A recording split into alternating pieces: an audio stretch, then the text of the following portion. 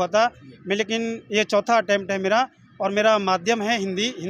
मैं यही कहना चाहूँगा कि एक बार APJ अब्दुल कलाम एयरफोर्स का एग्ज़ाम देने के लिए गए थे, तो उन्होंने अपनी सिस्टर के कुछ गहने रखकर वो एग्ज़ाम देने के लिए गए, तो उन्होंने कहा, और मेरे पिताजी जो हैं वो एक साधारण किसान हैं। हेलो दोस्तों, नमस्कार। स्वागत है आप सभी का एक और नए वीडियो में। दोस्तों, इस टाइम UPSC इंटरव्यू चल रहा है और सर अभी आ रहे हैं इंटरव्यू देकर। चलिए जानते हैं सर से क्या क्वेश्चन पूछा गया और इसके बाद हम जानेंगे प्री और मेंस की स्मार्ट स्ट्रेटजी, सर ने क्या रिसोर्सेज वगैरह फॉलो किया था, सभी चीज़ों पर हम जानेंगे। सर हमारे तरफ से और जो प्यारे छात्र वीडियो देख रहे हैं उनकी तरफ से भी आपको स्वागत है, बहुत बहुत शुभकामनाएँ।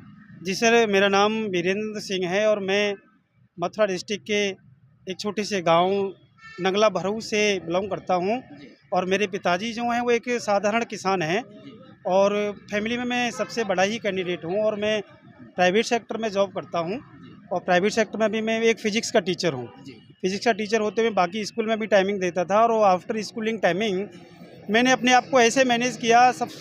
ये मेरा चौथा अटैम्प्ट है। फर्स्ट ऑफ ऑल तो मैं ना तो मेरा प्रीलिम्स हो पाया, प्रीलिम्स ऐसा मेरे को फील होता था कि अब मैं कुछ कर नहीं पाऊँगा, लेकिन मैं यही कहना चाहूँगा कि एक बार APJ अब्दुल कलाम एयरफोर्स का एग्ज़ाम देने के लिए गए थे, तो उन्होंने अपनी सिस्टर के कुछ गहने रखकर वो एग्ज़ाम देने के लिए गए, तो उन्होंने कहा कि सिस्टर मैं वापसी में आकर इनको छुड़ा दूंगा।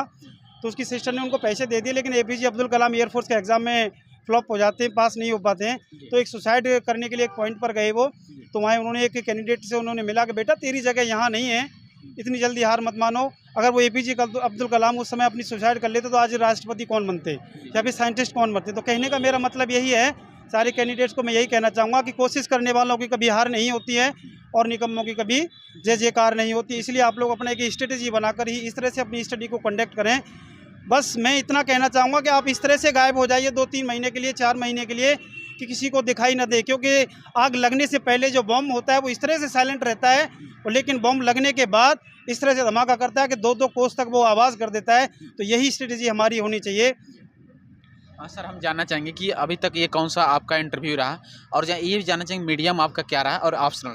जी सर, मेरा ये फर्स्ट इंटरव्यू है और फर्स्ट ही प्रीलिम्स हुआ था और फर्स्ट टाइम ही मेरा मेंस हुआ था मैं, लेकिन ये चौथा अटैम्प्ट है मेरा और मेरा माध्यम है हिंदी माध्यम से हूँ मैं।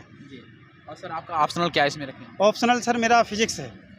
जी सर। सर जानना चाहेंगे अभी आप इंटरव्यू दे कर आ रहे हैं, कुछ इंटरव्यू की बातें जो आपसे पूछा गया अभी आपसे। सर फर्स्ट ऑफ ऑल तो मेरी जन्मभूमि जैसे मथुरा से हूँ तो मथुरा के बारे में पूछा गया मेरे से, और उसके बाद जो आज का करंट अफेयर्स चल रहा है उसके बारे में कुछ क्वेश्चन से, कुछ इकोनॉमिक्स से कुछ क्वेश्चंस मेरे को, कुछ GDP WP से कुछ क्वेश्चन रिलेटेड किए गए। मोस्टली मेरे जो क्वेश्चन से ज़्यादा पुट ऑफ किए गए वो मेरे ऑप्शनल से ही पुट ऑफ किए गए थे। कुछ कंडीशंस भी मेरे सामने रखी, जैसे कोई स्टूडेंट क्लास में कोई आपकी बात को फॉलो नहीं करता है तो how to do the manage of control of students, तो मैंने कहा भी उनको। और एक प्रॉब्लम मेरे सामने भी रखी कि आप एक IAS ऑफिसर हो जाते हो और वहाँ आपको जितने भी मिलने वाले होंगे कुछ मेल्स भी होंगी और जो आपको ऐसा फील होगा कि मैं जो अपनी पुरानी लाइफ से जो हूँ वहाँ मेरे बराबर का आदमी नहीं मिला। तो मैंने उनसे सॉरी बोल के कह दिया कि सर इसमें मैं कोई दूसरा रास्ता अपनाना नहीं चाहूँगा। जी सर। और सर और भी कुछ सिचुएशनल बेस्ड क्वेश्चन जो आपसे पूछा गया हो सर? नहीं, ऐसा कुछ सर मेरे क्वेश्चन पुट ऑफ नहीं किया गया, ऑप्शनल से ही मेरे ज़्यादा क्वेश्चन रिलेटेड थे। सर आप जैसे आपने बताया कि टीचिंग करते हैं, तो सर कैसे मैनेज करते हैं टाइम मैनेजमेंट? बहुत चैलेंज आज की यूथ के लिए भी। आप तो मान लीजिए टीचिंग करते हुए यहाँ तक पहुँचे, बहुत बहुत शुभकामनाएं सर एक बार फिर से। लेकिन टाइम मैनेजमेंट का वेरी इंपॉर्टेंट रोल है UPSC एग्जाम में, है ना? जी सर, टाइम मैनेजमेंट के लिए मैं यही कहना चाहूँगा कि स्टूडेंट को जैसे कहीं कोई इनविटेशन है, मैंने फ्रेंड सर्कल को बिल्कुल, मैंने कहा एक ही बार बोल दिया, बिल्कुल क्लोज कर दीजिए 3-4 महीने के लिए। अगर आपको कुछ अचीव करना है, कुछ अच्छा टारगेट करना है, तो आप लोग को भीड़ से अलग चलना पड़ेगा, अपने आप को कुछ अलग पहचान बनानी पड़ेगी। क्योंकि एक नॉर्मल आदमी रहते तो हमारा कोई वेट नहीं करता, अगर हम कुछ बन जाते उसके बाद हमारा दुनिया इंतज़ार करती है। तो मैं यही कहना चाहूँगा कैंडिडेट्स को कि टाइम को अगर आप लोग चाहते तो 3 पार्ट्स में डिवाइड कर लीजिए। 8 घंटे आप लोग अगर स्टडी को देते हैं, 8 घंटे में अपना वर्क भी करते हैं, क्योंकि मैं सब तरह से जानता हूँ, मैं एक गरीबी से उठकर आया हूँ और जो मैं कैसी कंडीशन देके, मेरी एक बेटी भी है, एक बेटा भी है, मैं दोनों को भी स्टडी करा रहा हूँ और मेरी वाइफ भी है, उनको मैंने 2 साल से अलग छोड़ रखा है सिर्फ ओनली।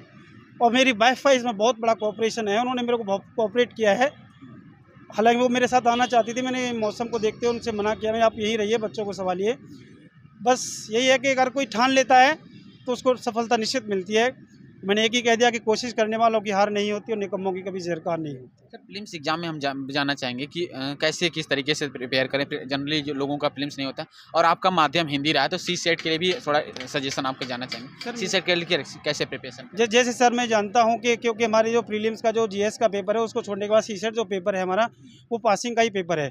पासिंग के पेपर के लिए हमें जैसे उसमें कुछ रीजनिंग के क्वेश्चंस आते हैं, कुछ मैथमेटिक्स के क्वेश्चंस आते हैं, तो मैथमेटिक्स के लिए हमें एक कंटिन्यूटी के हिसाब से, एक सिस्टम के हिसाब से इस तरह से अपने आप को प्रिपरेशन करनी होगी और सेलेक्टेड टॉपिक करने हैं। हमें ये नहीं है कि हर चीज़ को हमें पढ़ना है, हर चीज़ को पढ़ने से कोई बेनिफिट नहीं है, क्योंकि हमें वो पेपर पासिंग करना है। हम अगर नॉर्मल सी बात देखते हैं तो 27 क्वेश्चन अगर हम करके आते हैं तो डायरेक्ट हमारा सीसेट क्लियर होता है। उसके बाद हम मेंस की अगर बात करते हैं तो मेंस के लिए हमें राइटिंग स्किल जो है, अगर हम लोग 35-40 वर्ड अगर 1 मिनट में लिख पाते हैं तो हमारे लिए राइटिंग स्किल सबसे इम्पोर्टेंट रखती है इसमें, क्योंकि राइटिंग स्किल भी हमें प्रैक्टिस करनी पड़ेगी। और जो नए नए सोर्सेज हैं, नए नए सोर्सेज को जैसे मोस्टली मैंने यूट्यूब चैनल का भी काफ़ी सहयोग लिया। कभी कोई जो वीडियो मेरी समझ में नहीं आती थी, कोई पॉइंट समझ में नहीं आता था, तो मैं अपने पार्टनर से भी डिस्कस करता था, अपने जो मेरे क्लास। सर मेंस के लिए थोड़ा हम आपसे जानना चाहेंगे कि मेंस के लिए ज़्यादातर क्या नाम है कि स्टूडेंट्स कन्फ्यूजन रहते हैं कि अपनी हम कापियाँ कैसे चेक कराएं और कहाँ चेक कराएं, हम अपने को कैसे इवेल्युएट करके आएँ, कंपेयर कर कैसे करें, है ना। तो कैसे एक अपनी कापियाँ कहाँ चेक करानी चाहिए सर मैं से पता नहीं चलता। सर मैं यही कहना चाहूँगा कि अगर जैसे आप लोग आंसर राइटिंग कर रहे हैं मेंस के लिए, तो उसमें ये नहीं है कि पेज भरने से या फिर उसको कंप्लीट को भरने से ही सब कुछ हो जाए, लेकिन उसमें यह है कि कंटेंट्स, जिस टॉपिक से रिलेटेड आपको कौन से कंटेंट्स पूछे गए, वो कंटेंट्स अगर उसमें हम अच्छी तरह से लिखते हैं, एक स्ट्रक्चर या फिर किसी डायग्राम को उसका प्रारूप देकर हम लोग अगर करते हैं, तो कहने का मेरा मतलब है कि अदर स्टूडेंट की बजाय हमारी कॉपी डिफरेंट होनी चाहिए। जैसे कि अगर चेक करने वाला भी है तो उसकी कॉपी के जो वर्ड हैं उसकी मेंटलिटी को ही, मतलब एग्जाम में जो चेक कर रहा है वो हमारा जो डायग्राम है, उसका जो हमने स्ट्रक्चर फॉलो किया है, वो उसकी मेंटलिटी के अकॉर्डिंग ही हम उसको कंडक्ट कर सकते हैं। तो कुछ सजेशन देना चाहेंगे, मतलब मेंस राइटिंग करते समय किन बातों का ध्यान रखें और कौन कौन सी ऐसी बातें जो हमें नहीं करनी चाहिए? सबसे पहले तो मैं स्टूडेंट्स को यही कहना चाहूँगा कि अगर आप लोग राइटिंग स्किल कर रहे हैं तो डेक्सिट उसके लिए आपको राइटिंग को इम्प्रूव करना होगा, क्योंकि सबसे महत्व जो देता है वो राइटिंग अगर आपका अच्छा है, इम्प्रूव है, तो राइटिंग स्किल से ही जो चेक करने वाले की मेंटलिटी ऑटोमेटिक चेंज हो जाती है। अगर आपका राइटिंग स्किल ख़राब है तो डेक्सिट इसका मतलब है कि आप लोग उसके ऊपर कोई अच्छी इफेक्ट नहीं छोड़ पा रहे।